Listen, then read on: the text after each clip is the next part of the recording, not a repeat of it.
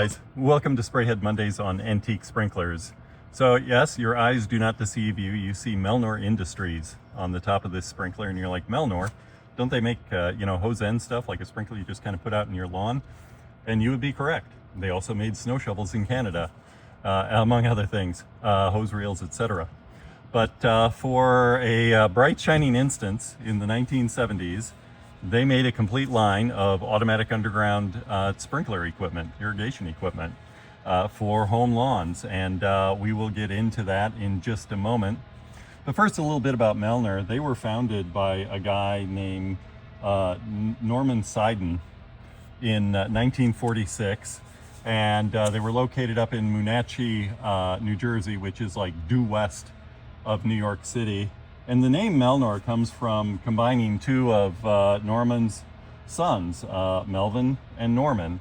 And I like those kind of stories, like when you have the Febcos or the Richdells or the Camscos, those kind of companies where they take parts of first names and turn them into a company name. And that's how Melnor got its name. Over the next not quite 20 years, the Seiden family took the company public.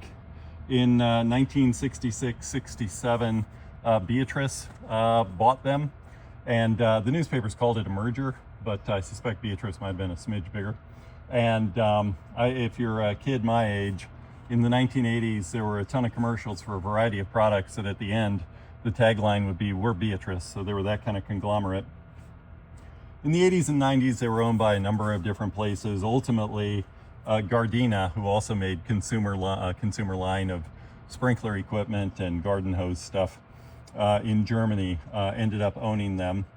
About 15 years later, the U.S. management of the company did a leveraged buyout of Melnor from Garden, and they call it AG over there in Germany instead of Inc.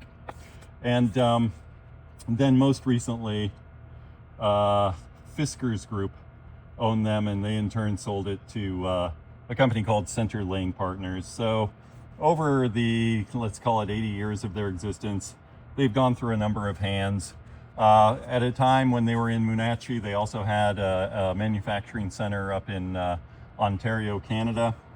When they were bought by one of those groups in the 80s, O'Sullivan, which was a plastics manufacturer, they were moved down to Winchester, Virginia. And they're there now, or right around there. I think I'd read somewhere that they'd changed sort of the office park that they were in.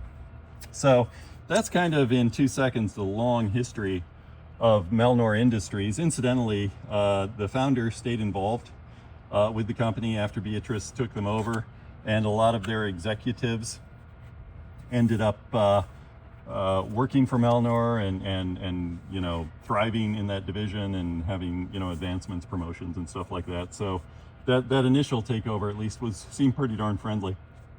So about their automatic irrigation equipment for lawns, around 1971 it shows up. So this is after the Beatrice acquisition, and they had a full line of sprays and a couple of different kinds of rotors. When you look at the sprays and the nozzles, they remind me of Weathermatic equipment. The rotary pop-ups heads, they've got like a hex drive head or a ring drive that looks a lot like something that L.R. Nelson was making at the time. And then they have a pop-up impact that could have been from a number of different places. And one of their above-ground impacts looks like something made by Nan, that Israeli company. And the other ones are slightly reminiscent of what Rainbird was doing, but the lever's different. So I'm not sure where some of the stuff was being made, but they had valves, they had controllers, and then a lot of accessories to go with the sprays and the rotors. And there's a lot of advertising in newspapers of the day for contractors and garden centers that'll actually install Melnor automatic underground sprinkler systems. And more than I expected to find, largely on the East Coast, which I guess makes some sense given where they were located, although, with the backing of Beatrice, they could have been everywhere. But most of the advertising I found was, Maryland up to New Jersey, maybe a little bit in Canada. And it was folks advertising to install complete systems. So by the late 70s, most of that advertising disappears. And I am certain that by 1980, they weren't doing underground irrigation equipment anymore. And so the spray head we have in front of us here today is the Melnor model 0805. It has a 1 1/8 inch pop-up, and it's designed for fine close crop lawns not to exceed 1 inch, which is an ideal for the competitive installation, which means it's the less expensive of their two spray heads. And yeah, my grass is a little longer than 1 inch. That wouldn't work out all that great. And then the nozzle, and maybe you can see it there, it is a 15 NF, and that guy at about isn't that funny, they don't actually list a pressure, which I think would matter, but it puts out about 1.9 gallons a minute with a 15-foot spacing and a 9-foot radius. The spacing is meant to be triangular.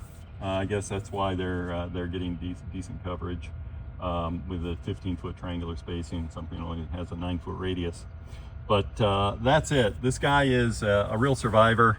It has a couple of nicks on it, but I don't think it was ever put in the ground, which is why it's in such good shape some 50 to 55 years after it was manufactured. And it runs decently. There's a little bit of leak at the turret, but not enough to get too excited about it. If it is a Weathermatic head, it wasn't meant to have an O-ring at the bottom of it. It's just the milled brass that seats against the other milled brass. And so maybe there's a little nick in there or something that has developed over time. I don't know. But it runs fairly well, as you will see. And so I was excited to bring this to you because Melnor is not at all a product company that I think of when I think about something that a contractor would install in the ground. But sure enough, in the 1970s, that is a market they were going after. So I hope you enjoy watching this, and thanks so much, as always.